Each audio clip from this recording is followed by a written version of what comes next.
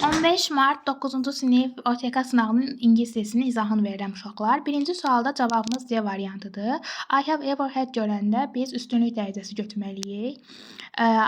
B və E variantı burada gedir. Uşaqlar bilirik ki, worst müqayisə dərəcəsidir. Yəni ona görə D variantı da gedir. Ya the worst ya da the best olmalıdır. The best olan variant da C variantıdır. 56C. 57-də escape qorxdu, təhlükəli bir situasiyadan qaçmaq deməkdir. C variantı. Frighten kimisə qorxmuş hiss etdirməkdir. A variantı. To take part isə hardasa iştirak etmək deməkdir. Yəni C, A, B, E variantı doğru variantdır. 8-ci sualda difficult, çətin sözünün bizdən əks mənasını istəyir. Difficult, çətin, easy, asan, memorable, yadda qalan, joyful, əyləncəli, lucky, şanslı, fun-loving, sevməsi əyləncəli olan deməkdir. 59-da isə biz bilirik ki, expect-dən sonra ya expect-dən sonra nə gələr? Elə expect-dən sonra to-lu feil gələr. Ona görə cavab nədir? C variantıdır. 60-cı sualda isə baxırıq, noise nədir? Noise sayılmayan isimdir. Və burada isə cümlənin tərcüməsində deyir ki, I can't hear what you are saying. Mən sənin nə dediyini eşidə bilmirəm. The traffic is making noise. Deyir, mən sənin nə dediyini eşidə bilmirəm. Tıxa çoxlu səs edir. Çoxlu mənası bizə lazımdır. A variantında only a few balaca deməkdir. Bundan əlavə few sayılan isimlərlə işlənir. D variantında isə little azca deməkdir. Bizə çox mənası lazımdır. C variantda a lot'un ofu yoxdur. B və E variantına baxırıq. Noise sayılmayan idi deyə təbii ki, mat B variantı seçəcəyik. 61-ci testdə isə zaman uyumu lazımdır. When varsa biz have olan variantı when tərəfdə have olmaz. Ona görə C variantını birbaşa çıxırıq. Ondan sonra isə variantlardakı zaman uyumuna baxırıq. A'dakı C variantı verb 1, was hiring isə keçmiş davam edici zamandır. İndiki və keçmiş davam edici zaman uymaz. C variantında have var, whenlə zaten bir yerdə işlən gəlmir. Sonra isə E variantında so verb 2, is hiring isə indiki davam edici zamandır. Keçmişlə indiki tutmaz uşaqlar. D variantına baxırıq. So keçmiş zamandır. Has hired isə bitmiş zamandır. Yəni ümumiyyətcə keçmiş zamandan indiki bitmiş zaman uşaqlar bir-biri ilə işlənmir, uzlaşmır. Yerdə B variantı qalır. Deyir ki, mən onu görəndə o along to the station, yəni stansiya, məntəqəyə tələsirdi. O so verb 2-dir, was hiring isə keçmiş davam edicidir. Yəni keçmiş davam edici ilə uzlaşır.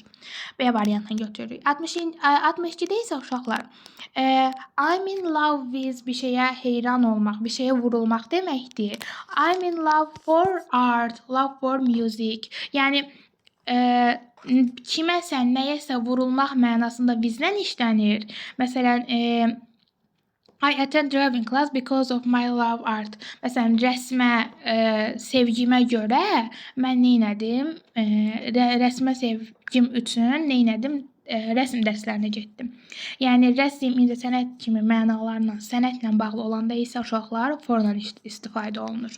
Ona görə burada cavab B variantıdır, C deyil. 63-cü testdə isə deyir ki, it is hard when it is very noisy. Çətindir, səsküylü olanda. Səsküylü olanda konsentrasiya olmaq, odaqlanmaq çətindir. Ona görə burada cavab D variantıdır. B variantında qaçmaq, C variantı itmək, E variantı söz vermək, A variantı isə çamadan götürməyin heç bir əlaqəsi yoxdur. 64-cü sualda isə bizdən doğru sual cümləsini seçməyimizi istəyir. Baxırıq, biz bilirik ki, when varsa, məsələn, WH ilə başlayan sözlər varsa, birinci onlar, sonra köməkçi feil, sonra mübtəda, sonra əsas feil gəlir. A variantına isə baxırıq, eyni bütün sırayla düzülüb. B variantında və-dən sonra birinci köməkçi feil gəlməli idi. Yəni, did gəlməli idi, amma an gəlib deyə səhvdir. Ondan da əlavə uşaqlar, bir cümlədə iki keçmiş olmaz. Diddə keçmişdir, word da keçmişdir. Götürə bilmərik. Word-da C-indi deməkdir. C-də isə yenə və-dən sonra did gəlməli idi, amma burada nə gəlib? An gəlib, qızın adı gəlib, ona görə səhvdir. D-də isə uşaqlar, andan du işlənib. An qız addısa, biz ondan bilirik ki, adam adları ilə nə istifadə edirik? Does istifadə edirik. Yəni, üçüncü şəxsinə does istifadə edirik. Does istifadə ediriksə, du ola bilməz. E variantına baxırıq. E variantında isə uşaqlar does istifadə eləyib, amma where sonunda da s artırıb. Biz bilirik ki, bir cümlədə 2 keçmiş olmaz, 2 inkar olmaz, 2 cəm olmaz. B variantında həm 2 keçmiş var idi.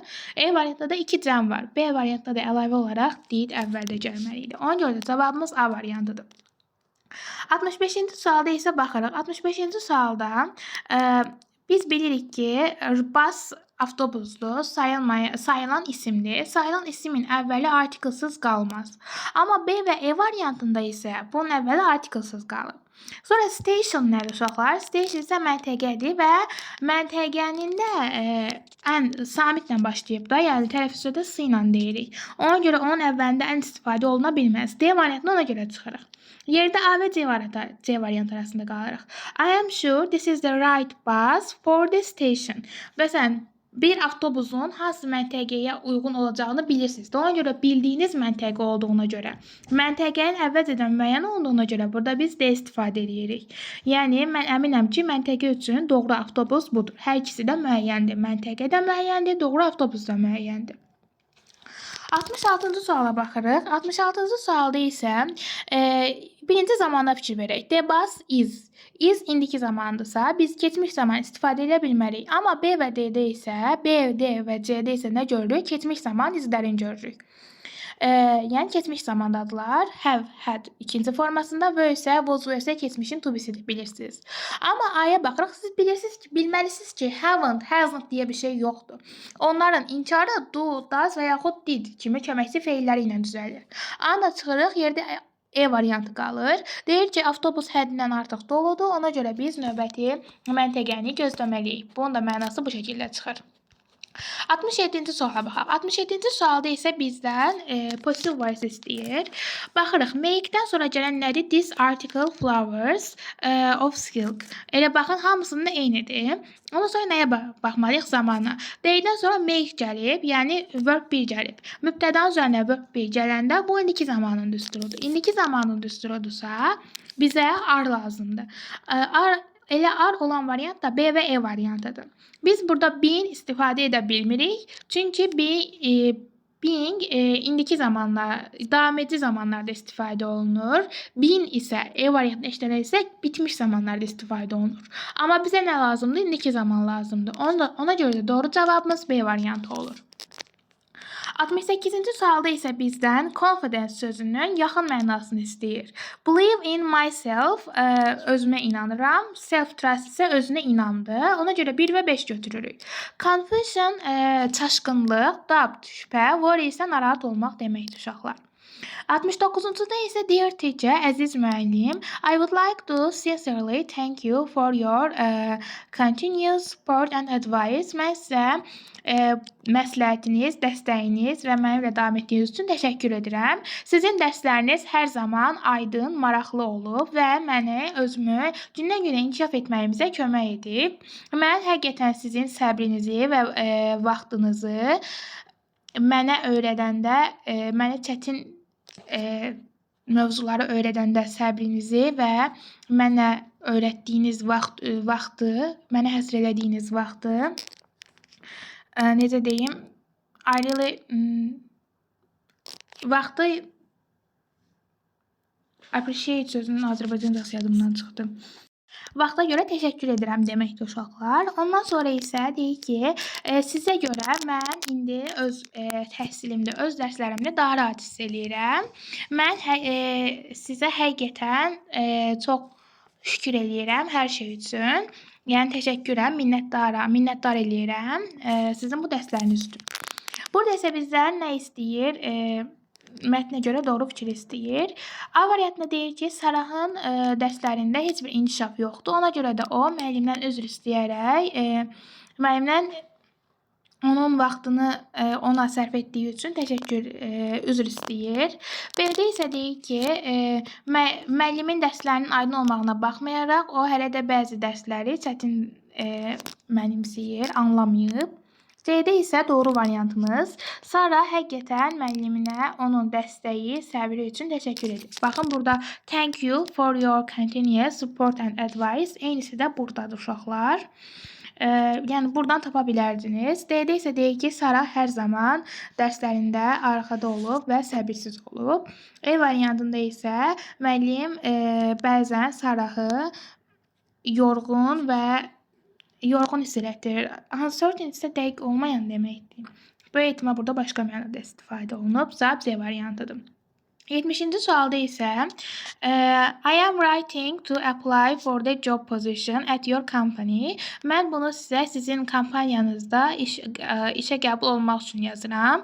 Mən çalışqan, məsuliyyətli insanam. Mən bu yenilikdə yeni biliklər öyrənmişəm və hər zaman yeni biliklər öyrənməyə hazıram. Yəni mən hər zaman yeni biliklər öyrənməyə hazıram. Mən insanlarla ünsiyyətdə yaxşıyam, qrup ilə yaxşı işləyirəm. Deyir ki, sizinlə işləmək fürsətində xoşbəxt olaram. Sizinlə işləsəm xoşbəxt olaram. Bunu Anna deyir. Cavabımız C-dir. Anna wants to get the job position at the company. Anna kompaniyada işə alınmaq istəyir. Anna isn't open to learning new skills and gaining experience. Deyir ki, Anna yeni biliklər öyrənməyə, təcrübə əldə etməyə açıq deyil. Amma burada isə deyirdi ki, mən öyrənməyə hazıram. E'də isə deyir ki, Anna düşünür ki, o bu iş üçün təcrübəsizdir. Anna bu şəkildə düşünmür, heç düşüncələri də verilməyib. B variantında deyir ki, kompaniya yaxşı ünsiyyət bacarığı olan istəmir, yəni tələb etmir, amma heç kompaniyanın istəklərindən danışılmırdı. A variantında isə deyir ki, kompaniya kiminsə çalışqan olduğunu nəzərə almır, heç kompaniyadan danışılmayıb uşaqlar. Ona görə cavabımız C variantıdır. 71-ci suala baxaq. Demək, 71-ci sualda isə deyir ki, yoga klubu sizə bütün yaşlar üçün yoga dərsi təklif edir. Deyir, dərsin vaxtı dəyişkəndir. Siz bu dərslərlə həm səhər, həm də axşam qoşula bilərsiniz, gələ bilərsiniz. Sizin özünüzlə mat xaric heç nə gətirməyinizə ehtiyac yoxdur. Və siz bu dərsin faydasını bir ay ərzində görəcəksiniz. Zəhmət olmasa davam etmək istəyirsinizsə, bizim dərsimizə qoşulmaq istəyirsinizsə, qeydiyyatdan keçin deyir. Adə isə deyir ki, you need to bring everything except your math. Deyir ki, sən math xaric hər şeyi gətirməlisən. Burada isə deyir ki, təkcə math gətirsən bəsindir. B variantında isə deyir ki, you may begin to notice positive results within 1 month. Bir ay ərzində müsbət nəticələr görməyə başlayacaqsan. Bəli, burada da bu şəkildə deyilirdi. C variantında isə deyir ki, yoga lessons will be held on the mornings. Yalnızca səhər vaxtı yoga dərsi olacaq. Əslində axşam da olacaqdır. Deyir morning and evening. Deyir ki, you should sign up after joining the club. Kluba qoşulduqdan sonra qeydiyyatdan keçməlisən. Burada isə deyir ki, davam etmək istəyirsinizsə, əvvəlcədən qeydiyyat edin. E'də isə deyir ki, yalnızca yeniyetmələr üçün yoga dərsimiz var. Burada isə bütün yaşlar üçün deyirdi. İndi isə gəlin keçək mətnimizə. Mətni oxumayacağım uşaqlar. 72-ci suala baxaq. Deyir ki, what are the roles of two main types of sleep? İki növ yatmaq üsulunun, yatmaq növünün rolu nə idi? Yəni mətni oxusaq başa düşdünüz nə demək istəyir. Yəni o iki dənə yatmağın növü nə idi? Daha doğrusu növü yox, rolu nə idi? Burada cavabımız 1-2'dir. Deyir ki, the REM sleep helps our brain improve memory and control emotions. REM yatmağı bizim beynimizin inkişaf etməyinə, memory, yaddaşımıza və emosiyalarımıza kömək edir. Yəni beynimizi inkişaf etməyimizə, yaddaşımıza və emosiyalarımıza kömək edir. Burada da eynisi var idi. The REM is important for brain information and helps the brain organize store memories. Elə eyni mənada demək olar ki. İkincisində isə deyir ki, the non-REM sleep supports our body, repair muscles, tissues and etc. Burada isə deyir ki, uşaqlar, qoyun o cümləni tapım. REM sleep, the body repairs tissues and Strength the immune system, yəni toxumaları, immunitet sistemini və gücləndirir. Ona görə də nə edirik? 1, 2-ni doğru götürürük. 3-ün də tərcüməsini verim. Deyək ki, hər iki yatmaq üsulunda da beynə sağlıqsızdır. Xeyr, sağlıqsız deyil, sağlıqlıdır. 4-də isə deyir ki, hər ikisi immun sistemini və öyrənməyi zəiflədir, əksinə gücləndirir. Ona görə də 1, 2 C variantı. 70-ci sualda isə cavabımız B variantıdır. Mətn nə haqqındadır?